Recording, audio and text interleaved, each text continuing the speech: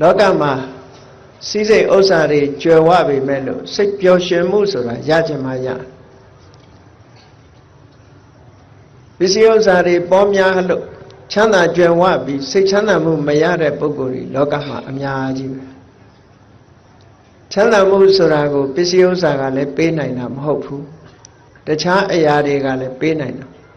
ပေးနိုင်တော့မှတခဏမျှသာလဲချမ်းသာတယ်လို့ထင်ရယုံအမတမတူတောင်းတဲ့ကာလအတွင်းမှာချမ်းသာမှုကိုပေးတယ်လို့ဆိုရတော့သာဝရချမ်းသာမှုကိုပေးနိုင်တာတော့တရားအတိတာဖြစ်တယ်ဒါကြောင့်မို့စိတ်ပျော်ရွှင်ဖို့ရအတွက်စိတ်ချမ်းသာဖို့ရအတွက်လောကလူတွေဟာဘယ်လိုပဲဆုဆောင်ဆုတောင်းတရားမသိဘူးဆိုလို့ရှိရင်စိတ်ချမ်းသာမှုရဖို့ရအမတမခဲရတယ်အများအားဖြင့်ဗုဒ္ဓဘာသာဝင်သူတော်စင်တွေဟာဘုရားမြတ်စွာဟောကြားတော်မူခဲ့တဲ့တရားဓမ္မကိုအထိုက်အလျောက်သိရှိကြသည့်အတွက်စိတ်ဆင်းရဲစရာကြုံတဲ့အခါမှာတရားနှလုံးသွင်းခြင်းဖြင့်စိတ်ဆင်းရဲမှုပယ်ဖြောက်နိုင်ကြတာဒါလက်တွေ့ပါပဲအဲ့ဒါလို့ဓမ္မအတိတရားအတိမရှိတဲ့ပုဂ္ဂိုလ်တွေဟာစိတ်ဆင်းရဲလာပြီဆိုလို့ရှိရင်ထွက်ပေါက်ရှာမရအောင်ဖြစ်တတ်တယ်ထွက်ပေါက်ရှာမရတဲ့အခါကျတော့တခြားနည်းတွေနဲ့စိတ်ဖြေပြောင်းမှုကြိုးစားအထောက်ကြအဲ့ဒါလို့ကြိုးစားအထောက်တဲ့အခါမှာပြဿနာတကူပေါ်တကူဆင့်ဆိုတာနော်ပေါ့စေလို့ကြောင်ရုပ်ထိုးဆေးအတွက်လေးလို့ဆိုတဲ့မြန်မာစကားလိုပဲပြဿနာတစ်ခုထပ်တိုးလာယုံသာရှိတယ်အေးတရားနှလုံးသွင်းပြီးတော့တရားအသိနဲ့စိတ်ပျော်ရွှင်မှုကိုရတဲ့ပုဂ္ဂိုလ်ဟာသာဝရငြိမ်းချမ်းတဲ့အငြိမ်းချမ်းတဲ့စိတ်ပျော်ရွှင်မှုကိုရနိုင်တာလောကလူသားတွေဟာစိတ်ချမ်းသာမှုကိုတောင်းတကြစိတ်ချမ်းသာကိုချမ်းသာအမှန်တမ်းလိုလားကြဘုရားဘာသာဝင်တွေရောဘုရားဘာသာဝင်မဟုတ်တဲ့ပုဂ္ဂိုလ်တွေစိတ်ချမ်းသာမှုဆိုတာမြေတမ်းရှာဖွေနေကြဒါကြောင့်မို့လောကလူသားတွေရဲ့တူညီတဲ့အချက်ကဘာလဲလို့ဆိုရင်ချမ်းသာကိုလိုလားခြင်းဆိုတာတူညီတဲ့အချက်ဘယ်ဘာသာဝင်ဘယ်လူမျိုးပဲဖြစ်ဖြစ်ချမ်းသာခြင်းညာတာကြည့်ပဲ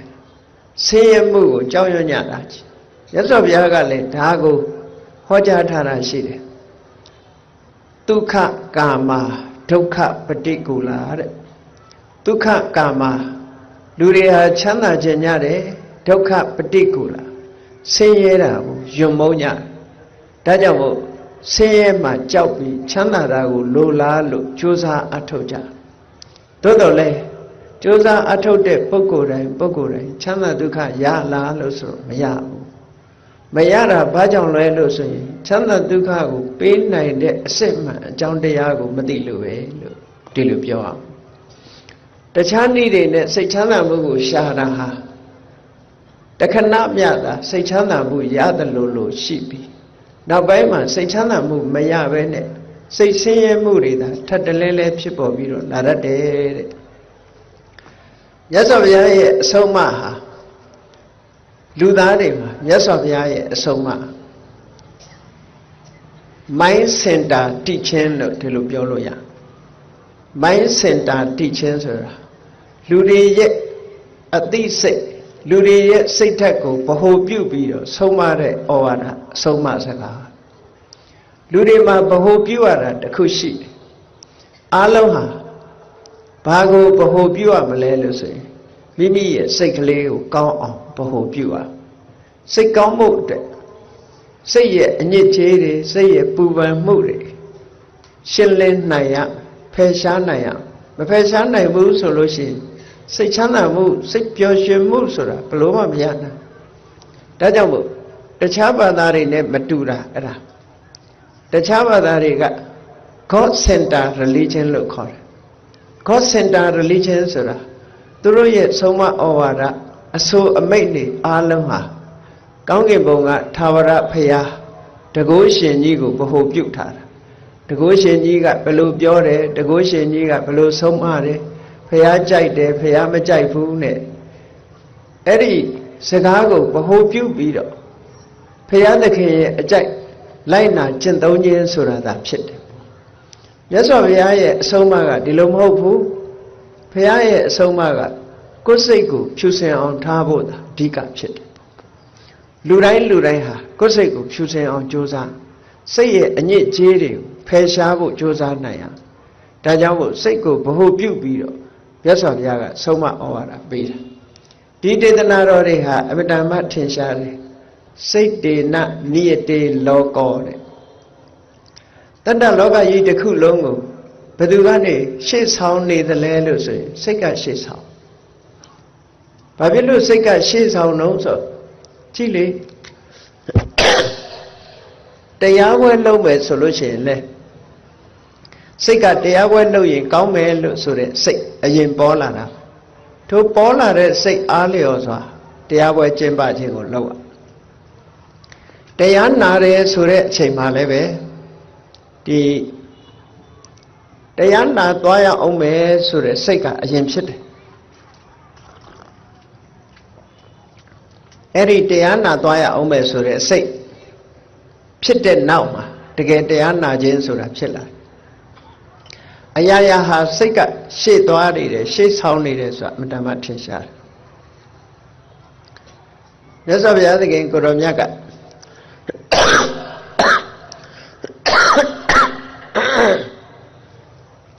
စိတ်တေနနိယတေလောကောစိတ်တေနပရိကတ္တိစိတ်တတဧကဓမ္မတသဗ္ဗေဝဝတ္တမနွားကုတဲ့လောကကြီးတစ်ခုလုံးကိုစိတ်ကရှေ့ဆောင်စိတ်ကနေရှေ့ဆောင်နေတယ်စိတ်တေနနိယတေလောကောစိတ်ကပဲဆွဲဆောင်သွားတယ်အလုံးဆောင်ကျင်းသွားတယ်အရာရာစိတ်တတဧကဓမ္မတသဗ္ဗေဝဝတ္တမနွားကုအလုံးဟာစိတ်ရဲ့အလိုဆန္ဒအတိုင်းလိုက်ပါနေကြရတယ်လို့ဒါတလက်တွေ့နဲ့ကြည့်မယ်ဆိုလို့ရှိရင်လည်းအလုံးမှန်ကန်တာပဲဘာလုပ်မယ်ဆိုတဲ့အလုံးမှန်တယ်များဘာပြောမယ်ဆိုတဲ့ပြောတဲ့စကားမှန်တယ်များစိတ်ကရှေ့ဆောင်တယ်ဆိုတာအမှန်တမ်းထင်ရှားမြတ်စွာဘုရားရဲ့ဒေသနာတော်2ရပ်ကိုဆင်ခြင်စဉ်းစားကြည့်မြတ်စွာဘုရားကမနောပုပ္ပင်ကမဓမ္မာတဘာဝတရားတွေကိုဘယ်သူကဥဆောင်နေသလဲဆိုရင်စိတ်ကဥဆောင်ဟုတ်တယ်ပြောတာဆိုတာကြံတာတွေးတာအစလှုပ်တာကိုင်တာအစအားလုံးကိုဓမ္မလို့ဆိုတဲ့တဘာဝတက္ကရာဆရာအဆိုကတော့မနောပုပ္ပင်ကမဓမ္မာလို့ဆိုတဲ့ဓမ္မဒီစေတသိက်တရားတွေကိုသာရည်ညွှန်းပြီးတော့ဒီလိုဖွင့်ဆိုတာတော့အရင်ကဖွင့်ဆိုတဲ့သဘောပဲသို့တော်မြတ်စွာဘုရားတဏှိအားဖြင့်အဓိပ္ပာယ်ပြောမယ်ဆိုရင်မနောပုပ္ပင်ကမဓမ္မာဓမ္မလို့ဆိုတဲ့တဘာဝအရာခတ်သိမ်းကိုဆိုလိုတာအရာခတ်သိမ်းဆိုတာပြောဆိုတာပဲဖြစ်စေပြုလုပ်တာပဲဖြစ်စေကြံတွေးတာပဲဖြစ်စေဘယ်သူကနေဥဆောင်နေတုံးဆိုစိတ်ကနေဥဆောင်နေတယ်လို့ဒါလို့ဆိုတာစိတ်ကဥဆောင်ရုံဥဆောင်တာမဟုတ်ဘူးမနောတိဋ္ဌာမနောမယစိတ်ကနေကြီးမှုထားတယ်ကြီးမှုထားရုံနဲ့မကဘူးစိတ်ကအလုံးကိုဖန်တီးထားတယ်ဒီလိုဆိုတာပေါ့နော်ဒါဖြင့်ဘုရားမြတ်စွာရဲ့ဟောကြားတဲ့တရားတွေထဲမှာစိတ်တပဓာနလို့ဆိုတာအမှန်တမ်းထင်ရှားတယ်စိတ်ကိုအဓိကထားဟောတာအဲ့တော့စိတ်ကိုအဓိကထားဟောသည့်အတွက်ကြောင့်စိတ်သာအရှိတရားရုပ်ဆိုတာအရှိတရားမဟုတ်ဘူးလို့ဆိုလိုတာလားဒီသိပ္ပံဆရာတွေစိတ်ကိုလေ့လာတဲ့ပုဂ္ဂိုလ်တွေရုပ်ကိုလေ့လာတဲ့ပုဂ္ဂိုလ်တွေပြောတဲ့စကားတစ်ခုမှာ idealism လို့ဆိုတာစိတ်သာအရှိတရားလို့ဆိုလို့တယ်အရာရာစိတ်သာပဲလို့ဒီလိုဆိုလိုတာလည်းမဟုတ်ဘူးမြတ်စွာဘုရားစိတ်သာအရှိတရားမဟုတ်ဘူးစိတ်လည်းရှိတယ်ရုပ်လည်းရှိတယ် materialism ဆိုတဲ့ရုပ်တရားသာအရှိတရားလို့ဒီလိုပြောတာလည်းမဟုတ်ဘူးရုပ်လည်းရှိတယ်စိတ်လည်းရှိတယ်ရုပ်လည်းရှိတယ်နာမ်လည်းရှိတယ်ဒီလိုဆိုလို့သို့တော်လည်းအရာခတ်သိမ်းကိုစိတ်ကဥဆောင်နေတယ်ဆိုတာကြတော့ဒါအမတ္တမမှန်ကန်အမတ္တမမှန်ကန်ကိုယ့်ဘဝကိုလက်တွေ့ကိုယ့်ဘဝကိုစဉ်းစားကြည့်တစုံတစ်ခုပြောမယ်ဆိုရင်လည်းစိတ်ကအရင်တွေးတယ်တစုံတစ်ခုလုပ်မယ်ဆိုရင်လည်းစိတ်ထဲမှာအရင်ဖြစ်တယ်ပြီးတော့မှပြောတယ်လုပ်တယ်ဆိုတာဖြစ်တယ် အဲ့ဒီတော့ဒီလောက်အရေးပါတဲ့စိတ်ကိုဘုန်းကြီးတို့တွေဖြူစင်အောင်ထားဖို့ထိမ့်သိမ်းဆောက်ရှောက်ဖို့ဆိုတာအရေးကြီးတယ်လို့ဒါမြတ်စွာဘုရားရဲ့အဆုံးအမလို့စိတ်ဆိုတာအမြဲတမ်းအကောင်းနေနဲ့ကြီးတွေးနေသလားလို့ဆိုစိတ်ရဲ့သဘာဝကပပတ်တမေရမတိမနောတဲ့မကောင်းတဲ့ဘက်မှာအလွန်ပျော်မွေ့တယ်။ဘာဖြစ်လို့ပျော်မွေ့တုံးဆိုစိတ်ကခေါင်ရိုးကျိုးနေတာနော်ကာမဂုဏ်အာယုန်ဒီပေါ်မှာဆိုရင်လွယ်လင့်တကူဖြစ်တယ်ဆိုပါစို့ပွဲကြည့်သွားဖို့နဲ့တရားနာဖို့ဆိုရင်ပွဲကြည့်သွားဖို့ကအလေးပါတယ်ဒါအများစုကိုပြောတာနော်အများစုကိုပြောစိတ်ဟာတခြင်းနာထောင်ဖို့နဲ့တရားနာဖို့ဆိုလို့ရှိရင်တခြင်းနာထောင်ဖို့ကရာခိုင်နှုန်းများနေမှာပဲအမြဲတမ်းလူဦးရေတွေနဲ့တွက်ကြည့်လိုက်ဘာဖြစ်လို့လဲဆိုစိတ်ဟာအပျော်ပါးဘက်ကိုအမြဲတမ်းကိုင်းညွတ်နေတယ်ဒါကိုဆိုလိုတာမြတ်စွာဘုရားကပပတ်တမေရမတိမနောစိတ်ဆိုတာမကောင်းတဲ့ဘက်မှာပျော်မွေ့နေတယ်ပျော်မွေ့တယ်ဆိုတဲ့ကစိတ်ဟာလောဘနဲ့တွဲနေတယ်ဒေါသနဲ့တွဲနေတယ်မောဟနဲ့တွဲနေတယ်မာနတွေအိတ်သားတွေမစ္စရိယတွေနဲ့တွဲဖက်နေရသူတို့နဲ့တွဲပြီးတော့နေပြီးတော့ဖြစ်တာပို့ပြီးတော့စိတ်ကလွယ်ကူးနေတာဒါကြောင့်မို့လို့ပျော်မွေ့တယ်ဆိုတာအဲ့ဒီအဓိပ္ပာယ်လေးဖော်ပြတာကောင်းတဲ့အလုပ်လုပ်ဖို့ဆိုတာကြတော့စိတ်အားကိုမနှဲတွန်းပေးရတယ်လူတိုင်းဟာနော်ကောင်းတဲ့အရာဖြစ်ဖို့စိတ်အားတွေကိုပြင်ပေးရကိုယ့်ကိုဆုံးမပေးရတယ်မိဘဆွေမျိုးတွေကဆုံးမပေးရတယ်အဲ့ဒါလို့ဆုံးမတိုက်တွန်းနိုင်မှစိတ်ကလေးဟာကောင်းတဲ့ဘက်ကိုဥလှဲ့အနှုတ်မဟုတ်ဆိုလို့ရှိရင်မကောင်းတဲ့ဘက်ကိုဥလှဲ့တာများတယ်ဒါကြောင့်မြတ်စွာဘုရားရဲ့အဆုံးအမစိတ်ကိုပြုပြင်ထိန်သိမ်းဖို့လိုအပ်တယ်ဆိုတာအမှန်တမ်းထင်ရှားတယ်ကိုယ်စိတ်ကိုပြင်နိုင်တဲ့ပုဂ္ဂိုလ်တွေဟာကောင်းကျိုးချမ်းသာတွေကိုရသွားတယ်ကိုယ်စိတ်ကိုမနိုင်ဘူးဆိုတဲ့ပုဂ္ဂိုလ်တွေဟာဒုက္ခရောက်ကြတာပေါ့ဒါကြောင့်မို့တရားသိတယ်ဆိုတာစိတ်ကိုထိန်းနိုင်ဖို့သိတဲ့အသိမျိုးဒီလိုပြောလို့လားမြတ်စွာဘုရားကစိတ်ဟာမကောင်းတဲ့စိတ်နဲ့ကောင်းတဲ့စိတ်ဒီနှစ်ခုခွဲခြားလိုက်မကောင်းတဲ့စိတ်ဆိုတာလောဘနဲ့တွဲနေတဲ့စိတ်ဒေါသနဲ့တွဲနေတဲ့စိတ်မောဟနဲ့တွဲတဲ့စိတ်မာနတွေအိတ်သားတွေမစ္စရိယတွေနဲ့တွဲတဲ့စိတ်ဒါမကောင်းတဲ့စိတ်ဒီလိုဆိုလို့ကောင်းတဲ့စိတ်ဆိုတာတရာနဲ့တွဲတဲ့စိတ်တတိနဲ့တွဲတဲ့စိတ်ဝီရိယနဲ့ပညာနဲ့ကောင်းမြတ်တဲ့တဘာဝတရားတွေနဲ့အလောဘနဲ့တွဲတယ်အဒေါသနဲ့တွဲတယ်အမောဟနဲ့တွဲတယ်မေတ္တာနဲ့တွဲတယ်မုရိတာကရုဏာနဲ့တွဲတယ်မုရိတာနဲ့တွဲတယ်အဲ့ဒါလို့ကောင်းတဲ့သဘာဝတရားတွေနဲ့တွဲဖက်လာတဲ့စိတ်ဟာကောင်းတဲ့စိတ်လို့ဒီလိုပြောတာဒါဖြင့်ဒီစိတ်နှစ်ခုဟာမကောင်းတဲ့လောဘဒေါသမောဟတွေနဲ့တွဲဖက်လာတဲ့စိတ်ဟာအဲ့ဒီစိတ်ကိုမထိမ့်သိမ့်ဘူးဒီစိတ်နဲ့စကားပြောမယ်ဒီစိတ်နဲ့ကြံတွေးမယ်ဒီစိတ်နဲ့စကားပြောမယ်ဒီစိတ်နဲ့အလုပ်လုပ်မယ်ဆိုရင်ဘာဖြစ်လာနိုင်တော့ဆိုရသော်များမနတာစီပဒုဋ္ဌေနဘာတတိဝါကရောတိဝါမကောင်းတဲ့အကုသိုလ်တရားတွေနဲ့တွဲဖက်ထားတဲ့စိတ်ပျက်စီးနေတဲ့စိတ်နဲ့စကားပြောမယ်အလုပ်လုပ်မယ်ဆိုရင်တဲ့ဘာဖြစ်လဲအဲ့ဒီပြောဆိုခြင်းပြုလုပ်ခြင်းကြောင့်တတောနံဒုက္ခမနွေတိဆင်းရဲဒုက္ခတွေပြဿနာတွေနောက်ကတတိကြီးပါလာတယ်ဒါဟုတ်မဟုတ်စဉ်းစားကြည့်လေလောဘနဲ့တွဲဖက်လာတဲ့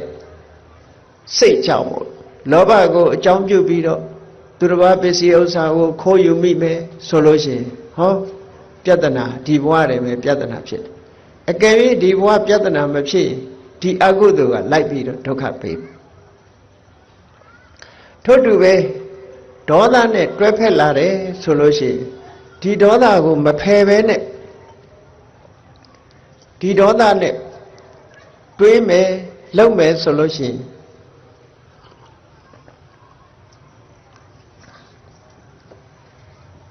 ဒီဘဝတွေမှာပြဿနာတွေတက်လာဒေါသအလျောက်ပြုလုပ်မိတဲ့အခါမှာလောကမှာကြည့်လေရာဇဝမှုတွေလုပ်တဲ့ပုဂ္ဂိုလ်တွေဒေါသအလျောက်တစုံတစ်ခုကျွလွတ်မိပြီဆိုတော့ လောကမှာရှိတဲ့လူသတ်မှုတွေနော်ရိုက်နှက်မှုတွေ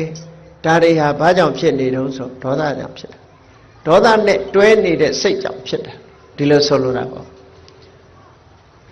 တူတူဆဲဆိုမှုတွေဂုံတိုင်မှုတွေဒါမျိုးတွေလည်းဖြစ်လာလောကမှာရာဇဝမှုတွေဆိုတာဟာလောဘနဲ့တွဲတဲ့စိတ်ကြောင့်ဖြစ်တယ်ဒေါသနဲ့တွဲတဲ့စိတ်ကြောင့်ဖြစ်တယ်ဒီလောဘဒေါသစတဲ့အကုသိုလ်တွေဟာအဗ္ဗဒမဒီလူလောကကြီးကိုဒုက္ခပေးတယ်လို့ဒီလိုပြောတာဘာဖြစ်လို့တော့ဆိုတော့ဒေါသကိုအခြေခံပြီးတော့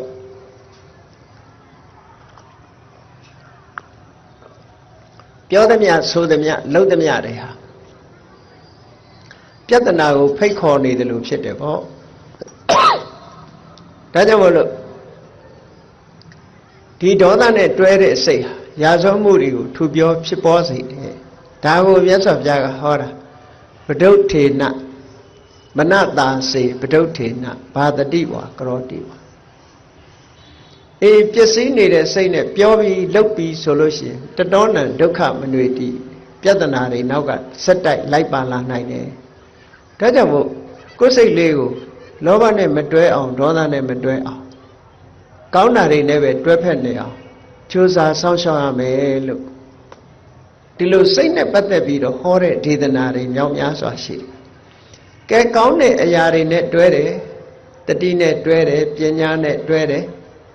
ကောင်းမြတ်တဲ့အလောဘနော်စွန့်လူခြင်းဆိုတဲ့အလောဘမုန်းတိမှုကင်းခြင်းဆိုတဲ့အဒေါသ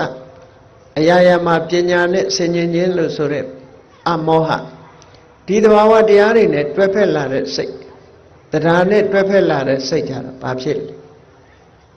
မနတာစီပတန်နေနဘာတတိဝါကရောတိဝါကောင်းတဲ့သဘာဝတရားတွေနဲ့ပြောဆိုပြီးပြုလုပ်ပြီးဆိုရင်တတောနံဒုက္ခမနွေတိအဲ့ဒါလို့ပြောဆိုပြုလုပ်တဲ့ပုဂ္ဂိုလ်နောက်ဟာချမ်းသာဒုက္ခတွေပေါ်ပေါက်လာတယ်ဆိုလိုတာကကောင်းတဲ့စိတ်နဲ့ပြောတယ်ကောင်းတဲ့စိတ်နဲ့လုပ်တယ်ဆိုတဲ့နောက်မှာဘာပြဿနာမှမဖြစ်တဲ့အပြင်ကောင်းကျိုးချမ်းသာတွေကိုဖြစ်ပေါ်စေတယ်လို့ဒီလိုမြတ်စွာဘုရားဟောတာဒါကြောင့်မလို့ကိုယ်စိတ်ဟာအမှန်တမ်းအရေးကြီးတယ်စိတ်ကိုစင်ကြယ်တန်ရှင်းအောင်လေ့ကျင့်ရမယ်လို့ဒါဗုဒ္ဓရဲ့အဆုံးအမမြန်မာလူမျိုးတွေလည်းဗုဒ္ဓရဲ့အဆုံးအမကိုရထားတော့ပြောကြတယ်လေဒီစိတ်နဲ့ပတ်သက်ပြီးတော့เนาะကိုယ်စိတ်ကိုနိုင်မယ်စိတ်ကောင်းနှလုံးကောင်းထားမယ်ဆိုလို့ရှိရင်ကောင်းတဲ့အရာတွေအလုံးဖြစ်ပေါ်နိုင်တယ်စိတ်တပဒါနဒီလိုဆိုကြတာဒါဖြင့်ကောင်းပြီစိတ်ဓာတ်ပျော်ရွှင်မှုအတွက်တရားအသိနဲ့ဘယ်လိုလုပ်ရမလဲဘာဖြစ်လို့စိတ်ပျော်ရွှင်မှုကိုလူတွေဟာမရကြဘူးလူချင်ရတဲ့နဲ့စိတ်ချမ်းသာမှုကိုဘာကြောင့်မရတယ်လဲဆိုတရားမသိလို့မရတာဒါဖြင့်တရားသိအောင်ဘယ်လိုလုပ်ရမလဲစိတ်ပျော်ရွှင်ချမ်းမြေ့မှုတွေဆုံးရှုံးနေတာကဘာကြောင့်ဆုံးရှုံးတာတော့လို့အရေးကြီးတဲ့အကြောင်းတရားကိုလက်ရှာဖွေဖို့လိုတယ်ပေါ့ကောင်းပြီတောကလောကလူတွေမှာလူတိုင်းဟာ worry ဆိုတဲ့တောကဆိုတာရှိတယ်တချို့ကတော့တို့မှာအစစရာအဆင်ပြေတယ်တောကဆိုတာမရှိဘူးဘာမှပူစရာမရှိဘူးလို့ပြောကြတယ်သို့တော့ပူစရာမရှိဘူးဆိုတာအခိုက်အတန့်မျှတာဖြစ်တယ်တနေ့တစ်ချိန်ကျတော့ပူစရာဆိုတာပေါ်လာတာပဲเนาะပူစရာကဘယ်ကလာတာတော့ပူတာကဘယ်ကလာတာပူတာကိုစိတ်ပူပန်တာကိုတောကလို့ခေါ်တယ်အဲ့ဒီတောကရဲ့သဘာဝဘယ်သူနဲ့တွဲတာတော့ဆိုဒေါသနဲ့တွဲလာတာစိတ်ထဲမှာအလိုမကျဖြစ်ပြီးတော့ခံစားရတဲ့ခံစားမှုမျိုး worry လို့ခေါ်တယ်စိတ်ပူပန်မှုတွေတနည်းအားဖြင့်တော့ stress ပေါ့စိတ်ဖိစီးမှုတွေဘာနဲ့ပတ်သက်ပြီးတော့ဖြစ်လိမ့်ရှိတော့ဆိုရင်ကိုယ့်ရဲ့ဥစ္စာဒနာတွေပျက်စီးဆုံးရှုံးတဲ့အခါတောကဖြစ်တယ်သို့မဟုတ်ကိုယ့်ရဲ့ဆွေမျိုးသားချင်းတွေပျက်စီးဆုံးရှုံးတဲ့အခါတောကဖြစ်တယ်ပျက်စီးဆုံးရှုံးဖို့အရေးကြုံလာတဲ့အခါမျိုးမှာတောကဖြစ်တယ်ဒီလိုဥစ္စာဒနာတွေ ဆွေတွေမျိုးတွေအပေါင်းအသင်းတွေပျက်စီးဆုံးရှုံးမှုနဲ့ကြုံတဲ့အခါမှာတောကဖြစ်လာတယ်ဆိုတဲ့အခါဒီတောကဘာကြောင့်ဖြစ်ရတော့လို့တောကရဲ့အကြောင်းကိုကြည့်တဲ့အခါကျတော့ဥစ္စာဒနာအပေါ်မှာတွေ့တာချင်းမမောခြင်းငါဟာလို့သိမ့်ပိုက်ထားခြင်းဆိုတဲ့တဏှာပဲကိုယ်နဲ့ပတ်သက်တဲ့မိတ်ဆွေသင်္ဃာဆွေမျိုးသားချင်းတွေအတွက်စိတ်ပူရတယ်ဆိုတာဘာကြောင့်ပူရငါဆွေမျိုးငါမိတ်ဆွေငါသားငါသမီးစသဖြင့်စိတ်ထဲမှာတွေ့တာမှုရှိနေလို့ဒီစိတ်ပူရတယ်ဆိုတာအမှန်တမ်းထင်ရှားတယ်ဒါကြောင့်မြတ်စွာဘုရားကတဏှာတောဆိုင်တေတောကောတဲ့တောကဆိုတာဖြစ်ပေါ်လာတာလူတွေမှာတွေ့တာမှုတဏှာကြောင့်ဖြစ်တာတဲ့တွေ့တာမှုတဏှာမရှိတောကဆိုတာဖြစ်ဘူးအဲ့တော့တောကဆိုတဲ့ worry ဆိုတဲ့စိတ်ပူပန်မှုတွေစိတ်ဖိစီးမှုဆိုတာတွေရှိနေသမျှကာလပတ်လုံးစိတ်ပျော်ရွှင်မှုချမ်းသာမှုဆိုတာဆုံးရှုံးနေမှာပဲဆုံးရှုံးနေမှာဒါကြောင့်စိတ်ပျော်ရွှင်မှုဆိုတာတွေပြန်လီရရှိလာဘာကင်းအောင်လုပ်ရမလဲဆိုရင်တောကကင်းအောင်လုပ်ရဒါဖြင့်တောကဟာဘယ်သူကြောင့်ဖြစ်တာတော့လို့ဆိုတဲ့အခါကျတော့တွေ့တာမှုတဏှာကြောင့်ဖြစ်တာဟောတဏှာကိုဖယ်ရှားဖို့ရာအဓိကပဲဖြစ်တယ်ပေါ့ဒါကအမြဲတမ်းထင်ရှားပါတယ်ပစ္စည်းတစ်ခုကိုငါဟာလို့သိမ့်ပိုက်တာချိန်ကစပြီးတော့လူတွေဟာအဲ့ဒီပစ္စည်းပေါ်မှာကြောင်းကြမှုဆိုတာရှိလားဥပမာမယ်ကားတစ်စင်းဝယ်လိုက်တယ်ဆိုပါစို့ပတ်စံခြေပြီးလို့ကိုကားလို့ဖြစ်လိုက်တဲ့အချိန်ကစပြီးတော့ဒီကားပေါ်မှာကြောင်းကြတစ်ခုဖြစ်သွားတယ်တစုံတစ်ခုဖြစ်မှစိုးရိမ်တယ်ဖြစ်လာလို့ရှိရင်လည်းစိုးရိမ်ရကိုပစ္စည်းပေါ်မှာနှမျောတာတို့တောကဖြစ်တာတို့ရှိလာလူမှလည်းပဲနော်ဆွေမျိုးလို့သတ်မှတ်လိုက်တဲ့အချိန်သာသမီလို့သတ်မှတ်လိုက်တဲ့အချိန်ကသူ့အတွက်ပူပန်မှုကြောင်းကြမှုဆိုတာလာတယ်အဲ့ဒါလို့လာတာတွေမှန်သမျှဟာတဏှာလို့ဆိုတဲ့တွေ့တာမှုသိမ့်ပိုက်မှုနဲ့ပတ်သက်တာကြည့်ပဲကောင်းကဲခုနကကိုပိုင်ဆိုင်တယ်ဆိုတဲ့ကားကိုပြန်ရောင်းလိုက်တဲ့အချိန်လူတွေမှာအဲ့ဒီကားအတွက်တောကဆိုတာမရှိတော့ကိုကားမဟုတ်တော့ဘူးသူများကားဖြစ်သွားဟောဒီလိုဖြစ်တာကိုနဲ့မပတ်သက်တဲ့ပုဂ္ဂိုလ်တွေအတွက်ပူပန်တယ်ဆွေးရင်တယ်ဆိုတာမရှိဘူးကိုနဲ့ပတ်သက်တဲ့ပုဂ္ဂိုလ်သာပူပန်တယ်ဆွေးရင်တယ်ဆိုတာရှိဒါဟာအဖြေထုတ်ဖို့အတွက်စဉ်းစားတာပြောတာကြည့်စိတ်ပျော်ရွှင်မှုဖြစ်ဖို့ရာအတွက်ဘာကင်းရမလဲတောကကင်းရမယ်တောကကင်းမှုအတွက်ဘာလုပ်ရမလဲတဏှာဆိုတဲ့အတွေ့အတာကိုလျှော့ချရမယ်တဏှာဆိုတဲ့အတွေ့အတာကိုမလျှော့ချပဲနဲ့တောကကင်းအောင်ကြိုးစားဖို့ဆိုတာမဖြစ်နိုင်တဲ့အရာတစ်ခုပဲဒီလိုဆိုတာနော်ဒါဖြင့်တဏှာဆိုတဲ့တွေ့တာမှုသိမ့်ပိုက်မှုတွေကင်းအောင်ဘာလုပ်ရမလဲဆိုတာကြတော့အမှန်တရားကိုသိရမယ်အမှန်တရားကိုမသိသမျှကာလပတ်လုံးတွေ့တာမှုဆိုတာဘလို့မှမဖြစ်ဖြစ်တာဒါကြောင့်တွေ့တာမှုဖယ်ရှားဖို့အတွက်မြတ်စွာဘုရားကမက္ခလို့ခေါ်တဲ့မက္ခင်၈ပါးမစ္စည်းမပฏิပဒါလမ်းစဉ်ကိုဟောကြားတော်မူခဲ့တာဖြစ်တယ်ပေါ့အဲ့ဒီလမ်းကြောင်းဟာတခုတည်းသောလမ်းကြောင်းပဲတဏှာကိုဖယ်ရှားခြင်းဒီနည်းနဲ့ပဲဖယ်ရှားလို့ရတခြားနည်းနဲ့ဖယ်ရှားလို့မရဘူးဒါကြောင့်မို့ဒီနည်းကိုလက်တွေ့ကျင့်သုံးကြရတယ်ပေါ့အလုံးဘုရားဘာသာဝင်သူတော်စင်တွေသိတဲ့အတိုင်းမြတ်စွာဘုရားရဲ့မက္ခလို့ခေါ်တယ်မက္ခင်၈ပါးအကျင့်တရားသို့မဟုတ်မစ္စည်းမပฏิပဒါမစ္စည်းမပฏิပဒါရဲ့အဓိပ္ပာယ်ကဘာလဲလို့ဆိုရင်အလဲအလတ်ကျင့်တယ်လို့ဆိုတဲ့အဓိပ္ပာယ်ကဆိုလိုတဲ့အဓိပ္ပာယ်ကချမ်းသာကိုသာခံစားပြီးတော့နေတာမျိုးမဖြစ်ရဘူးဆင်းရဲခံသိရင်ခံရမယ်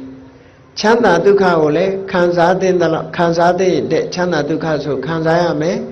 ဆင်းရဲဒုက္ခကိုလည်းခံစားသင့်တဲ့ဆင်းရဲဒုက္ခခံစားရမယ်လို့နောက်တစ်ခါဆင်းရဲခံစားတဲ့အခါမှာအကျိုးမရှိတဲ့ဒုက္ခခန္ဓာမျိုးမလုပ်ရဘူးအကျိုးရှိတဲ့ဒုက္ခခန္ဓာတော့လုပ်ရမယ်ဒီလိုဆိုလိုတာနော် မစ္စည်းမပฏิပဒါအဓိပ္ပာယ်တပည့်ဆက်ကြထဲမှာဟောထားတယ်ဒီကာမေတုကာမတုခံလိကနုယောကောအတ္တကိလမထာနုယောကောကာမချမ်းသာခံစားတဲ့အကျင့်နဲ့ခန္ဓာကိုယ်ဆင်းရဲပင်မအောင်ကျင့်တဲ့အကျင့်ဒီနှစ်ခုရှောင်ရှားခြင်းဒီအဓိပ္ပာယ်ကဆိုလိုတာကကာမချမ်းသာကိုသာရှောင်ရှားရမယ်ဇံကြောင့်ဖြစ်ပေါ်လာတဲ့ဓမ္မဒုက္ခလို့ဆိုတဲ့တရားကြောင့်ရလာတဲ့ချမ်းသာကိုရှောင်ဖို့မလိုဘူးလို့ဒီလိုနားလည်ရဆိုလိုတာကရှောင်ရမယ့်ချမ်းသာရှိတယ်ခံစားရမယ့်ချမ်းသာရှိတယ်ဒီနှစ်ခုကိုခွဲခြားပြီးတော့သိတဲ့အကျင့်မျိုးဒီလိုပြောတာအတ္တကိလမထာနုယောဂဆိုတဲ့အကျိုးမရှိုံတက်တက်ခန္ဓာကိုယ်ပင်မယုံတက်တက်ဆင်းရဲဒုက္ခမျိုးကိုမခံရဘူးအကျိုးရှိလို့ရှိရင်အယိုးကြည်ကြည်အရေခမ်းခမ်းကြိုးပမ်းအထောက်ရမယ်ဒီဒုက္ခမျိုးတော့ခံရမယ်ဒီလိုဆိုတာနော်မစ္စည်းမပฏิပဒါဆိုတာအလယ်သွားထိုင်းနေတာကိုပြောတာမဟုတ်ဘူးဆိုလိုတာကရွေးချယ်တာခံစားတဲ့ချမ်းသာလားမခံစားတဲ့ချမ်းသာလားခံတဲ့ဒုက္ခလားမခံတဲ့ဒုက္ခလားဒီကိုကွဲကွဲပြားပြားသိပြီးတော့ရွေးချယ်ပြီးတော့ကျင့်သုံးနိုင်တာကိုမစ္စည်းမပฏิပဒါလို့ဒီလိုဆိုတာပေါ့အေး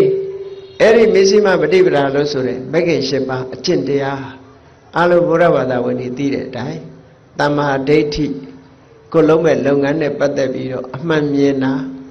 အမှန်မြင်ဖို့အတွက်အမှန်တွေးရမယ်တမ္မာသင်္ကပ္ပအမှန်တွေးတဲ့အခါမှာအမှန်တွေးပြီးတော့အမှန်ပြောတာဖြစ်သောကြောင့်တမ္မာဝါစာတွေးပြီးတော့လူတွေဟာလှုပ်တာဖြစ်သောကြောင့်တမ္မာသင်္ကမ္မန္တအမှန်တွေးအမှန်လှုပ်တဲ့ပုဂ္ဂိုလ်ရဲ့အသက်မွေးဝမ်းကြောင်းဟာမှန်ကန်တာဖြစ်သောကြောင့်တမ္မာအာဇီဝမှန်ကန်တဲ့အသက်မွေးရှိတယ်ဆိုတာပြင်းနေလို့မဖြစ်ဘူးကြိုးစားအထောက်ရမယ်တမ္မာဝါယာမကြိုးစားပြီးဆိုလို့ရှိရင်တတိရှိဖို့လိုအပ်တယ်တမ္မာတတိစိတ်ဓာတ်တည်ငြိမ်မှုဟာအမှန်သိဖို့အတွက်အရေးပါတယ်တမ္မာသမာဓိလို့ဟောဒီ၈ခုနဲ့ဖွဲ့စည်းထားတာအဲ့ဒီ၈ခုနဲ့ဖွဲ့စည်းထားတဲ့ဒီ၈မျိုးကိုမက္ခလို့ခေါ်တာပေါ့မက္ခဆိုတာဒီ၈ခုရဲ့အဖွဲ့အစည်းကိုပြောတာ၈ခုပါတော့ဒီစိတ်ရဲ့စွမ်းအားတွေကိုမက္ခလို့ခေါ်တာဘာဖြစ်လို့မက္ခလို့ခေါ်တာတော့ဆိုရင်နိဗ္ဗာန်လိုချင်တဲ့ပုဂ္ဂိုလ်တွေရှာရမဲ့ကျင့်သုံးရမဲ့တရားဖြစ်သောကြောင့်မက္ခလို့ခေါ်တယ်တဲ့ဒါအဓိပ္ပာယ်တစ်ခုနောက်တစ်ခုကနိဗ္ဗာန်ကိုရှားဖွေပေးတတ်သောကြောင့်မက္ခလို့ခေါ်တယ်နောက်အဓိပ္ပာယ်တစ်ခုကကိလေသာတွေကိုဖယ်ရှားပြီးတော့နိဗ္ဗာန်သို့သွားရောက်တတ်တဲ့တရားဒါကြောင့်လို့မက္ခလို့ခေါ်တယ်လို့မက္ခဆိုတဲ့ပါဠိစကားလုံးရဲ့အဓိပ္ပာယ်ကိုသိထားလို့ရှိရင်ဒီတရား၈မျိုးဖွဲ့စည်းထားတဲ့ဒီတရား၈မျိုးနဲ့ဖွဲ့စည်းထားတဲ့မစ္စည်းမပฏิပဒါအကျင့်ဟာဘလောက်အရေးပါတယ်ဆိုတာအမှန်တမ်းထင်ရှားတယ်ပေါ့ကောင်းပြီအဲ့ဒီမစ္စည်းမပฏิပဒါကိုအကျဉ်းချုပ်မဂ္ဂင်၈ပါးကိုအကျဉ်းချုပ်လိုက်တဲ့အခါကျတော့ဘာတွေ့တော့ဆိုသီလရယ်တမာဓိရယ်ပညာရယ်၃ခုပဲတမ္မာဝါစာတမ္မာကမ္မန္တတမ္မာအာဇီဝဆိုတာသီလတမ္မာဝါယာမတမ္မာတတိတမ္မာသမာဓိဆိုတာသမာဓိ၃ခုတမ္မာဒိဋ္ဌိနဲ့တမ္မာသင်္ကပ္ပကပညာလို့အကျဉ်းချုပ်လိုက်တဲ့အခါကျတော့သီလသမာဓိပညာကျင့်စဉ်တစ်ခုကိုဖော်ထုတ်ပြီဒါဖြင့်မဂ္ဂင်၈ပါးမှာကျင့်တဲ့အခါမှာသီလကစပြီးတော့ကျင့်တာဖြစ်ရတဲ့လေဘာဖြစ်လို့တမ္မာဒိဋ္ဌိတို့တမ္မာသင်္ကပ္ပတို့ကိုရှေ့ကထားရတယ်လဲလို့ဆိုတော့မကျင့်ခင်လည်းအမှန်မြင်ဖို့လိုတယ်ကျင့်နေတုန်းလည်းအမှန်မြင်ဖို့လိုတယ်ကျင့်ပြီးတဲ့နောက်မှလည်းအမှန်မြင်ဖို့လိုတယ်အမှန်မြင်ခြင်းဟာအရေးကြီးဆုံးအသိဉာဏ်မပါလို့ရှိရင်ဘုရားရဲ့ကျင့်စဉ်ဟာကျင့်လို့မရဘူးဒါကြောင့်မို့အသိဉာဏ်ဟာအရေးကြီးဆုံးဖြစ်သောကြောင့်တမ္မာဒိဋ္ဌိကိုရှေ့ဆုံးထားပေးတာမမှန်ကန်ကန်မြင်ဖို့ကသီလဆောက်တိန်လည်းပဲမှန်ကန်တဲ့အမြင်နဲ့မှန်ကန်တဲ့အတွေးရှိဖို့လိုတယ်တမာတိကျင့်စဉ်ကိုကျင့်ရင်လည်းမှန်ကန်တဲ့အမြင်နဲ့မှန်ကန်တဲ့အတွေးရှိဖို့လိုတယ်ဒါကြောင့်တမာဒိဋ္ဌိနဲ့တမာသင်္ကပ္ပကိုရှေ့ရထားဆိုတာတကယ်တော့ချစ်ပြီဆိုတဲ့အခါမှာသီလကစ လူတွေဆိုလို့ရှိရင်၅ပါးသီလပေါ့ယဟန်တန်ဃာတွေဆိုလို့ရှိရင်မြတ်စွာဘုရားပြညတ်ထားတဲ့သိက္ခာပုဒ်တွေကအစသီလကြီး၄ပါးပြည့်ပြည့်စုံစုံဒီလိုကျင့်ကြံကြုတ်ကိုအထောက်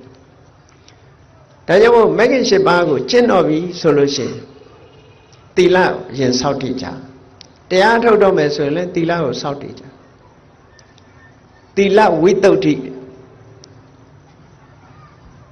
သီလဆောက်တည်လိုက်တယ်ဆိုတာတာမန်အားဖြင့်ကြည့်မယ်ဆိုလို့ရှိရင်တော့ဘာမှမဟုတ်ဘူးလို့ထင်ကောင်းထင်လိုက်သီလဆောက်တည်လိုက်လို့ရှိရင်ဒီသီလဟာသီလကိုဖျက်ဆီးတတ်တဲ့ဒုတ်သီလယဆိုတဲ့အကုသိုလ်တရားတွေကိုဟောဒီသီလကဖျက်ဆီးပြစ်ထားတယ်သီလကိုချိုးပေါက်စေတတ်တဲ့လောဘတွေဒေါသတွေမောဟတွေကိုဟောဒီကိုချင်းသီလကပြန်တားထားတယ်ပေါ့ဒါကြောင့်မို့လို့ဒုတ်သီလယဝိဋ္ဌန္တနာရတ္တသီလရဲ့ကိစ္စတစ်ခုကဘာလို့ဆိုရင်သီလကိုကျိုးပေါက်စေတတ်တဲ့လောဘဒေါသမောဟစားတဲ့အကုသိုလ်တွေကိုဖယ်ရှားခြင်းပဲတဲ့ဒီလိုဆိုအဲ့ဒီကလေးကသီလဆောက်တည်လိုက်ကြတဲ့ကအကုသိုလ်တွေတချို့နှိမ်ထားလိုက်တာပေါ့နှိမ်ထားပြီးသားဖြစ်သွားဒါကြောင့်သီလဝိတ္တုဋ္ဌိဖြစ်အောင်အရင်ကြိုးစားအထောက်ကြသီလဝိတ္တုဋ္ဌိဖြစ်သီလကဘလောက်အရေးပါတယ်လဲမဂ္ဂင်၈ပါးမှာသမ္မာဝါစာသမ္မာကမ္မန္တသမ္မာအာဇီဝသီလအဲ့ဒီသီလဘာကြောင့်အရေးပါတော့လို့ဆိုတော့တမာတိဖြစ်ဖို့နဲ့ပညာဖြစ်ဖို့အတွက်သီလမပါလို့မဖြစ်ဘူးတဲ့ဘယ်လိုအကြောင်းကျိုးဆက်သွယ်တော့ဆိုပရိစ္ဆေသမုပ္ပါလို့ပဲသူကတစ်ခုနဲ့တစ်ခုဆက်ဆက်နေတာနော်သီလရှိပြီဆိုလို့ရှိရင်သီလရှိသူနဲ့မရှိသူသီလမရှိဘူးဆိုရင်ဘာဖြစ်လဲသီလမရှိဘူးဆိုရင်ကိုချင်းသီလမပြည့်စုံတဲ့ပုဂ္ဂိုလ်ဟာကိုယ့်ရဲ့အကျင့်ကိုပြန်ပြီးတော့အောင်းမိတ်လိုက်တဲ့အချိန်မှာစိတ်ထဲမှာမကြည်ဘူးမဟုတ်တာတွေလှုပ်ထားတယ်ဆိုတဲ့ပုဂ္ဂိုလ်ကစိတ်မကြည်ဘူးနော်ဘယ်လောက်ထိအောင်စိတ်မကြည်တုံးဆိုလို့ရှိရင်မထူးပါဘူးဆိုတဲ့အနေအထားမျိုးတော့ရောက်တယ်နော်တစ်သက်လုံးအကုသိုလ်တွေလှုပ်သွားတဲ့အဖိုးကြီးတယောက်ပြောတာလို့ပဲနော်သူသိလို့ရှိရင်တော့တူးမြုပ်မနေနဲ့မှောက်တာထားလိုက်သူကသူမြေကြီးတဲ့ရဲဝင်သွားမယ်ဆိုတာလို့ကိုယ့်အနေထားကိုကိုသိနေတယ်အဲ့ဒါစိတ်ကိုယ်စိတ်ကိုမကောင်းတာကိုသိပြီးတော့စိတ်ကြည်နူးမှုမရလို့ပြောတဲ့စကားမျိုးဒီလိုဆိုလိုတာအဲ့တော့သီလမရှိတဲ့ပုဂ္ဂိုလ်ဟာစိတ်ကြည်နူးမှုကိုမရစိတ်ကြည်နူးမှုမရှိရင်ဝမ်းသာမှုဆိုတာမလာဘူးဝမ်းသာမှုမလာလို့ရှိရင်နှစ်ချိုက်မှုဆိုတဲ့ပီတိမလာဘူးနှစ်ချိုက်မှုပီတိမလာဘူးဆိုရင်စိတ်ငြိမ်းချမ်းမှုကိုယ်စိတ်ငြိမ်းချမ်းမှုဆိုတဲ့ပတ္တတိမလာဘူးကိုယ်စိတ်ငြိမ်းချမ်းမှုပတ္တတိမှမဖြစ်ဘူးဆိုလို့ရှိရင်ဒုက္ခဆိုတဲ့ကိုချမ်းသာမှုစိတ်ချမ်းသာမှုမလာဘူးတဲ့ကိုချမ်းသာမှုစိတ်ချမ်းသာမှုမှမရတဲ့ပုဂ္ဂိုလ်တယောက်ရဲ့စိတ်ဟာဘယ်တော့မှတမာတိမရနိုင်ဘူးတဲ့တမာတိမရဘူးဆိုတဲ့ပုဂ္ဂိုလ်ဟာယထာဘူတညာနာတနာအမှန်မြင်မှုဆိုတာဝေရောဟောသီလမရှိဘူးဆိုရင်အဲ့ဒါလိုအဓိပ္ပာယ်ရောက်တယ်ဒါကြောင့်မို့သီလဘလောက်အရေးပါတယ်ဆိုတာကြည့်ဒါဖြင့်သီလရှိပြီဆိုရင်နားလည်ရမှာသီလရှိတဲ့ပုဂ္ဂိုလ်ဟာကိုယ်သီလကိုပြန်ဆင်ញင်လိုက်တာနဲ့တပြိုင်နက်စိတ်ထဲမှာကြည်နူးလာတယ်ကြည်နူးလာတော့ဘာဖြစ်လဲဝမ်းသာတယ်ဝမ်းသာတော့ပီတိဖြစ်တယ်ပီတိဖြစ်တော့ပတ္တတိဆိုတဲ့ငြိမ်းချမ်းမှုတွေဖြစ်တယ်ပတ္တတိဆိုတဲ့ငြိမ်းချမ်းမှုတွေဖြစ်တဲ့အခါကျတော့ဒုက္ခလို့ဆိုရင်ကိုချမ်းသာမှုစိတ်ချမ်းသာမှုတွေဖြစ်တယ်ကိုချမ်းသာမှုစိတ်ချမ်းသာမှုဖြစ်လာတဲ့အခါမှာတမာတိဆိုတဲ့စိတ်တည်ငြိမ်မှုရလာတယ်ဆိုလိုတာကသီလကတမာတိကိုအထောက်အကူပြုတယ်တမာတိကပညာကိုအထောက်အကူပြုတယ်မဂ္ဂင်၈ပါးမှာဒီလိုဆက်ဆက်ပြီးတော့နေတာအဲ့ဒီဆက်ဆက်နေတဲ့သဘောကိုသိပြီဆိုလို့ရှိရင်သီလဟာဘလောက်အရေးပါတယ်ဆိုဒါကြောင့်မို့ရသော်ဘုရားကမဂ္ဂင်၈ပါးထဲမှာသီလထည့်ပြီးတော့ဖွဲ့စည်းထားတာအေး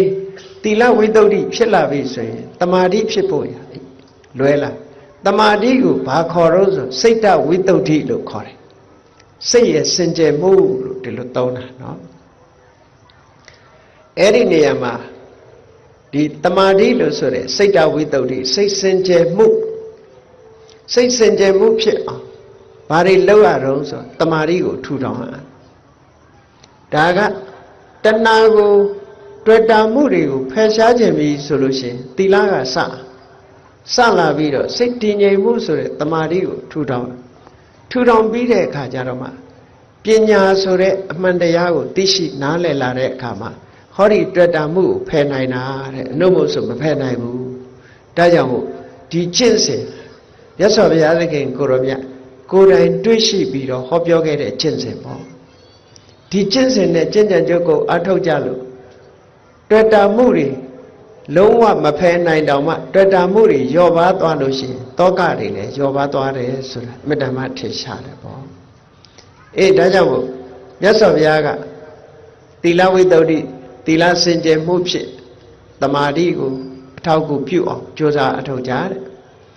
တခါစိတ်တဝိတ္တုဆိုတဲ့တမာတိကိုထူထောင်တမာတိထူထောင်တဲ့အခါမှာနည်းနှမျိုးရှိတယ်ပေါ့ဝိပဿနာတက်သွားလို့ရှိရင်ခဏိကတမာတိစွမ်းအားနဲ့သွားကြတယ်ခဏိကတမာတိဆိုဒီမှာဖြစ်တဲ့အခိုက်ကလေးတွေကိုသိတယ်ပြက်တဲ့အခိုက်ကလေးတွေကိုသိတယ်ထိုသိမှုဟာဒလဇတ်သိလာပြီဖြစ်တိုင်းပြက်တိုင်းသိလာပြီဆိုရင်ဒါခဏိကတမာတိဟာအစပထမတော့စွမ်းအားမရှိပေမဲ့လို့နောက်ဆုံးမှာဒလဇတ်သိလာပြီဆိုလို့ရှိရင် तू ကလည်းစွမ်းအားပြည့်လာအဲ့ဒါကြောင့်မို့ဝိပဿနာကျင့်စဉ်ကိုတိုက်ရိုက်သွားတဲ့ပုဂ္ဂိုလ်ဝိပဿနာယာနိကလို့ခေါ်တယ်ဝိပဿနာကိုတိုက်ရိုက်ကျင့်တဲ့ပုဂ္ဂိုလ်အဲ့ဒါလို့မဟုတ်ဘဲနဲ့သမထကိုရှေးဥစွာထူထောင်ပြီးမှဝိပဿနာကူးတဲ့ပုဂ္ဂိုလ်ကြတော့သမထယာနိကလို့သမထယာနိကနဲ့ဝိပဿနာယာနိကလို့ဒီလိုတဏှာကိုဖယ်ရှားဖို့ရအတွက်ကျင့်စဉ်ကြီးနှမျိုးထင်ထင်ရှားရှားပြသထားတာရှိတယ်အဲ့တော့တဏှာကိုဖယ်ရှားဖို့အတွက်ကျင့်တဲ့အခါမှာရှေးဥစွာတမာရီကိုထူထောင်ပြီးတော့ဝိပဿနာကိုသွားတဲ့နည်းတမာရီကိုတိတတ်မထူထောင်မဲနဲ့ဝိပဿနာသွားရင်းပဲတမာရီကိုထူထောင်သွားတဲ့နည်းလို့အဲ့ဒီနည်းနှလုံးနဲ့ကျင့်သုံးလိုက်လို့တမာရီရလာပြီဆိုရင်စိတ်တဝိတ္တုစိတ်ကလေးမှာစင်ကြယ်လာဘယ်ဟာတွေကစင်ကြယ်တာတုံးဆိုတမာတိရလာပြီဆိုတဲ့အခါမှာကာမဂုဏ်အာယုန်တွေပေါ်မှာခံစားခြင်းနဲ့စိတ်တွေပျောက်သွားတယ်ကာမိစ္ဆန္ဒနိဝရဏခင်းသွားတယ်လို့ဒီလိုပြောတာနော်ဖြာပါဒလို့ဆိုတဲ့စိတ်အလိုမကျမှုတွေလည်းခင်းသွားတယ်ဖြာပါဒဆိုတဲ့စိတ်အလိုမကျမှုကလည်းစိတ်ရဲ့အညစ်အကြေးတစ်ခုပဲတမာတိကိုထူထောင်လိုက်လို့ရှိရင်ကာမိစ္ဆန္ဒကိုလည်းဖယ်ရှားနိုင်တယ်ဗျာပါဒကိုလည်းဖယ်ရှားနိုင်တယ်ကောင်းတဲ့လုပ်ငန်းပေါ်မှာစိတ်မဝင်စားဘူးစိတ်ဆုတ်နစ်တယ်ဆိုတဲ့ဌိနမိဋ္ဌာကိုလည်းဖယ်ရှားနိုင်တယ်စိတ်အလေအလွတ်နေစိတ်တွေကိုစူးစီးလို့မရဘဲနဲ့စိတ်တွေလေလွတ်နေတယ်ဆိုတဲ့ဥဒိစ္စကိုလည်းဖယ်ရှားပြစ်နိုင်တယ်တခါစိတ်ပူပန်နေတဲ့ကုက္ကုဆဆိုတာကိုလည်းဖယ်ရှားပြစ်နိုင်တယ်စိတ်ထဲမှာတန်တရားမကင်းမှုဆိုတဲ့ဝိသိကိစ္စကိုလည်းဟောဒီတမာရီတရားကဖယ်ရှားပြစ်နိုင်တယ်အခုလို့တမာရီစွမ်းအားနဲ့နိဝရဏလို့ခေါ်တဲ့စိတ်ကိုဆုပ်ပိတ်ထားပြီးတော့စိတ်ရဲ့အညစ်အကြေးတွေကိုတွန်းလှန်ဖယ်ရှားထားနိုင်ပြီဆိုရင်စိတ်ကလေးဟာစင်ကြယ်လာတယ်ဒါကြောင့်မို့စိတ်တဝိတ္တုလို့ခေါ်တာအဲ့ဒါလို့စိတ်ကလေးစင်ကြယ်လာပြီးတော့တမာတိရှိလာပြီဆိုတဲ့အခါကျတော့မှပညာဆိုတာထူထောင်လို့စင်ပြေလာတမာတိရလာရင်မြတ်စွာဘုရားကဟောတယ်လေတမာဒိဘိက္ခဝေဘာဝေထစေတယံတို့တမာတိကုတ္တနံဖြစ်အောင်လုပ်ကြတိုးပွားလောင်လုပ်ကြတမာဟိတောယထာဘုဒ္ဓံဇာနာတိပတ္တိတဲ့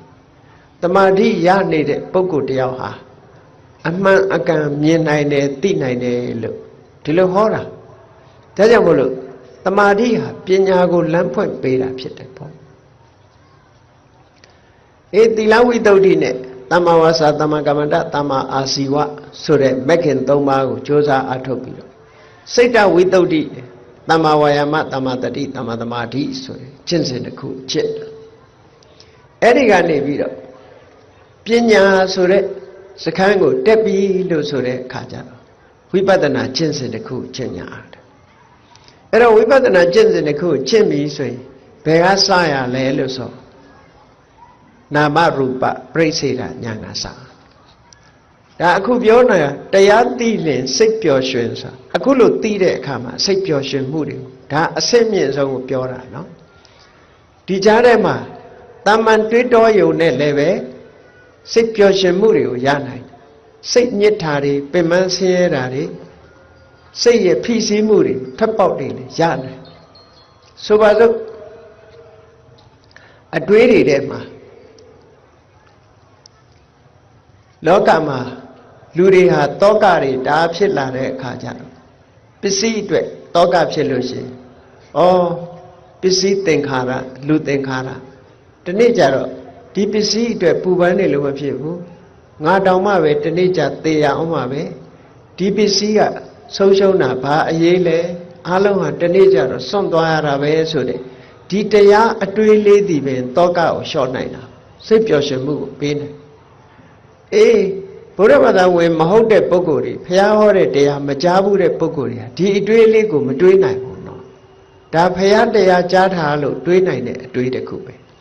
တာမန်အားဖြင့်မတွေးနိုင်တော့စိတ်ထွက်ပေါက်မရကြဘူးစိတ်ထွက်ပေါက်မရလို့ဒီစိတ်အကျဉ်းချဖြစ်ပြီးတော့ဒုက္ခရောက်သွားတဲ့ပုဂ္ဂိုလ်တွေအများကြီးရှိတာပေါ့နော်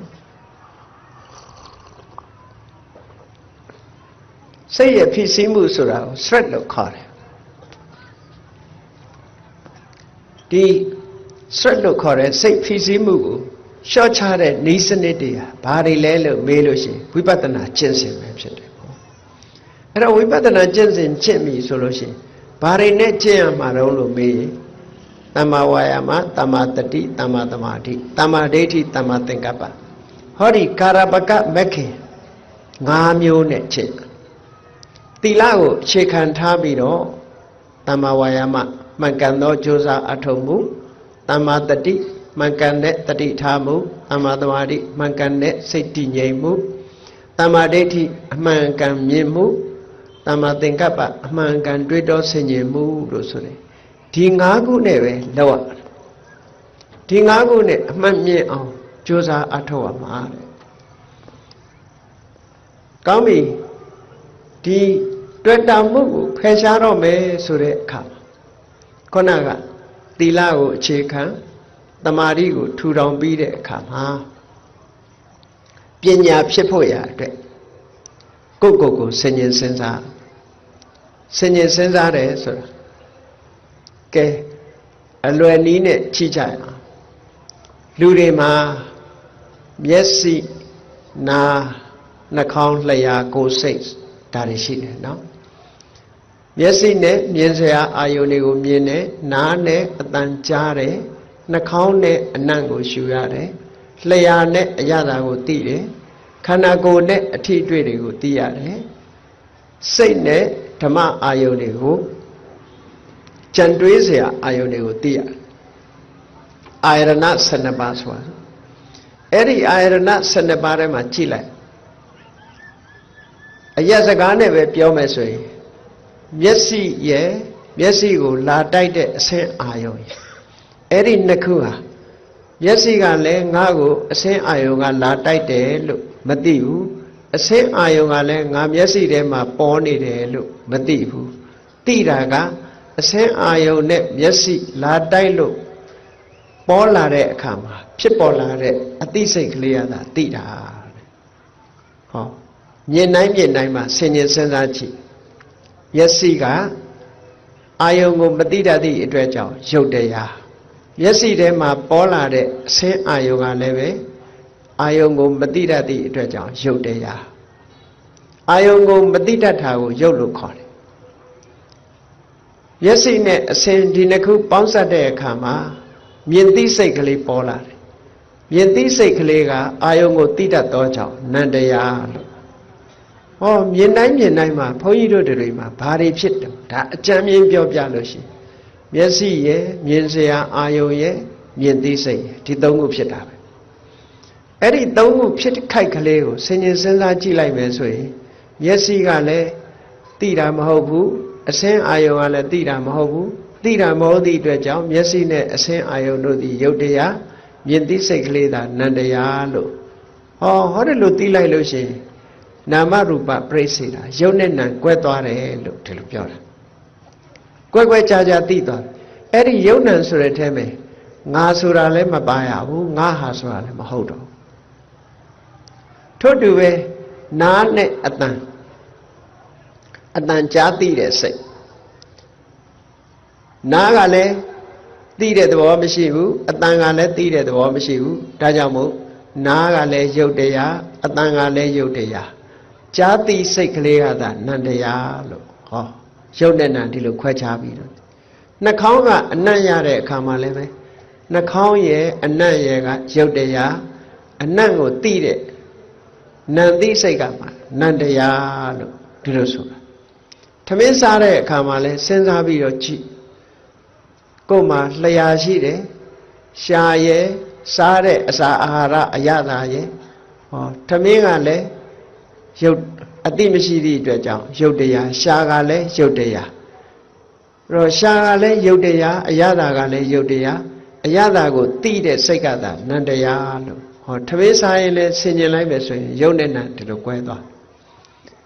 ထိုင်းနေရင်လည်းခန္ဓာကိုယ်ကနေပြီးတော့ကျမ်းပေါ်ထိုင်းနေလို့ကျမ်းပေါ်ထိနေတယ်ကလထိုင်ပေါ်ထိုင်းနေလို့ကလထိုင်နဲ့ထိနေတယ်ဆိုတဲ့နေရာမှာကြည့်ခန္ဓာကိုယ်ရဲ့ထိเสียအာယုံရဲ့နှစ်ခုပေါင်းတာခန္ဓာကိုယ်ကလည်းယုတ်တရားထိเสียအာယုံကလည်းယုတ်တရားထိမှန်သိနေတာလေးကထိသိစိတ်လေးကသာနန္တရားလို့ဒီလိုဆင်ခြင်လိုက်ရင်ဒါယုတ်နဲ့နံနဲ့ဒါအလွယ်တကူကွဲနိုင်တဲ့နည်းကိုပြောတာအဲ့ဒါလို့ယုတ်နဲ့နံကွဲသွားတခါဓမ္မနဲ့မနနဲ့အာယုအသိစိတ်ဓမ္မဆိုတဲ့အာယုကြတော့သူကရုပ်တရားတွေလည်းပါတယ်မျက်စိနဲ့မြင်ရတာမဟုတ်ဘူးနှာခေါင်းနဲ့နားနဲ့ကြားရတာမဟုတ်ဘူးနှာခေါင်းနဲ့နမ်းရှူရတာလည်းမဟုတ်ဘူးလျှာနဲ့အရသာခံရတာလည်းမဟုတ်ဘူးခန္ဓာကိုယ်နဲ့ထိတွေ့တာလည်းမဟုတ်ဘူးစိတ်แท้ကနေပြီးတော့ကြံတွေးပြီးတော့သိရတဲ့အသိစိတ်နဲ့သာသိလို့ရတဲ့အာယုန်နေအဲ့ဒါတွေကိုလည်းပဲရုပ်တရားတွေကိုလည်းဓမ္မလို့ခေါ်တယ်ဒီနေရာမှာတခါစိတ်ကိုစိတ်နဲ့သိတဲ့အခါမှာ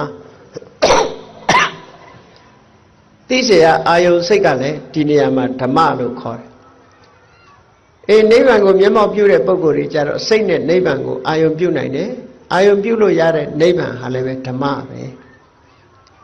အဲ့ဒီလိုယုံ nant တွေကလွဲပြီးတော့အမြင်နာမပညာတွေကလည်းစိတ်နဲ့သိရတာမို့သူကလည်းပဲအာယုန်တစ်ခုပဲပညာကိုလည်းဓမ္မလို့ခေါ်တယ်အဲ့တော့မနနဲ့ဓမ္မလို့ဆိုတဲ့နေရာမှာဓမ္မဟာရုပ်လည်းပါတယ်နာမ်လည်းပါတယ်ပညာလည်းပါတယ်နိဗ္ဗာန်လည်းပါတယ်လို့ဒါတွေအလုံးကိုခြုံငုံပြီးတော့ဓမ္မဆိုတဲ့ခေါင်းစည်းအောက်မှာထည့်လိုက်တာလို့ဒီလိုမှတ်ရရူပယုံတတ္တယုံကဏ္ဍယုံရတ္တယုံဖွတ်တပါယုံဒီအာယုံ၅ပါးကလွဲတဲ့ဉာဏ်နဲ့အာယုံတွေမှန်သမျှအောင်ဓမ္မလို့ဒီလိုပြောတာနော်စိတ်နဲ့သိရတဲ့အရာတွေလို့တာမန်အားဖြင့်ဒီလိုပြောလို့ရတယ်ပေါ့အဲ့ဒီမှာဘုန်းကြီးတို့တွေယုတ်နဲ့နံကွဲပြားခြားနာသွားပြီဆိုလို့ရှိရင်အားလုံးကိုဆင်ခြင်စဉ်းစားကြည့်လိုက်လို့ကိုယ်တဏ္ဍာမှာယုတ်နဲ့နံနှမျိုးကွဲပြားခြားနာသွားပြီကွဲပြားမြင်ပြီဆိုရင်ဒါနာမရူပပရိစ္ဆေဒဉာဏ်လို့ခေါ်တယ်နာမရူပပရိစ္ဆေဒဉာဏ်ရှင်းတန်လာအောင်ထပ်တလဲလဲကြည့်ဖို့လိုတယ်ထပ်တလဲလဲယုတ်နဲ့နံကွဲနေအောင်ကြိုးစားအထောက်ကြိုးစားအထုတ်တဲ့အခါမှာတတိနဲ့ပညာဟာအရေးကြီးဆုံးပဲပေါ့ခန္ဓာကိုယ်ရဲ့လှုပ်ရှားတဲ့အမူအရာတိုင်းကိုယုတ်နဲ့နံကိုဆင်ញင်စဉ်းစားပြီးတော့နာမရူပပရိစ္ဆေဒဉာဏ်ရှင်းတန်အောင်ကြိုးစားရမယ်အဲ့ဒါလို့ကြိုးစားလို့နာမရူပပရိစ္ဆေဒဉာဏ်ရှင်းတန်လာပြီဆိုတဲ့အခါကျဘာဖြစ်တုံဆိုတတ္တဝါလို့ခေါ်เสียဘာမှမရှိပါလားယုတ်နဲ့နံနှမျိုးပဲရှိတာပဲလို့ဆိုတာကွဲပြားခြားနားလားသိလားတတ္တတင်ညာတတ္တဝါဆိုတဲ့အထင်အမြင်ဟာပျောက်သွားတယ်အဲ့ဒီပျောက်သွားသည့်ထိအောင်ယုတ်နဲ့နံနှမျိုးသာရှိတယ်ဆိုတာကြိုးစားအထောက်ပြီးတော့မှတ်သားကြရတယ်ဒီလိုဆိုလို့ တတ္တတင်ညာပျောက်သည့်ထိအောင်ယုတ်နံကိုဆင်ញင်စဉ်းစားရမယ်အဲ့ဒါလို့ယုတ်နဲ့နံကိုဆင်ញင်စဉ်းစားရင်တတ္တဝါဆိုတာပျောက်သွားပြီအမျိုးသားအမျိုးသမီးဆိုတာလည်းပျောက်သွားပြီငါသူတစ်ပါးဆိုတာလည်းပျောက်သွားပြီအလုံးဟာယုတ်နဲ့နံနှမျိုးသာရှိတယ်လို့ဒီလိုသိလာ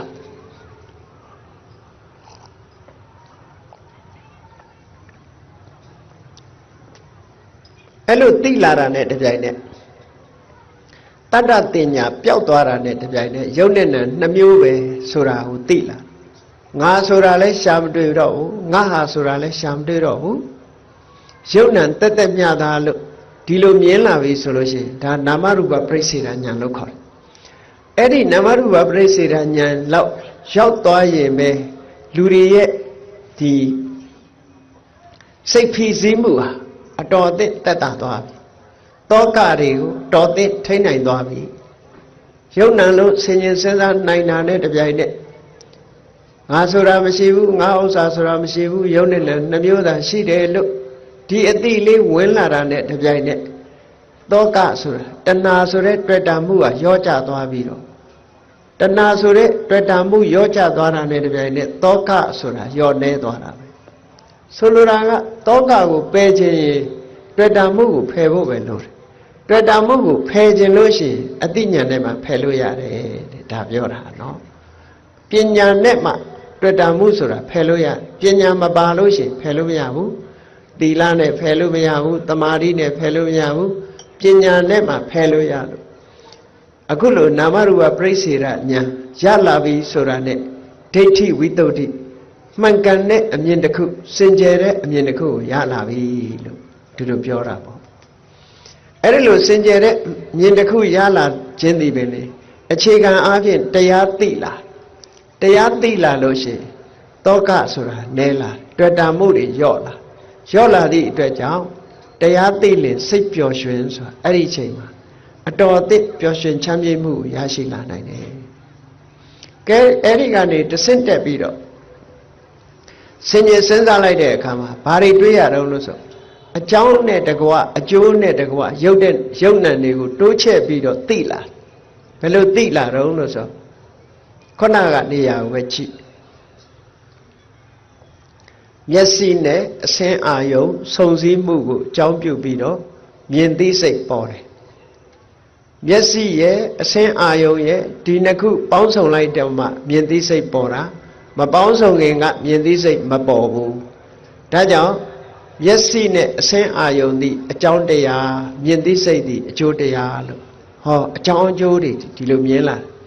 အဲ့ဒါလိုအကြောင်းအကျိုးတွေထိအောင်မြင်လာလို့ရှိရင်ပစ္စယပရိက္ခဉာဏ်လို့ခေါ်တယ်ပစ္စယပရိက္ခဉာဏ်ရလာလို့ရှိရင်ကင်္ခာဝိတရဏဝိတ္တုတိ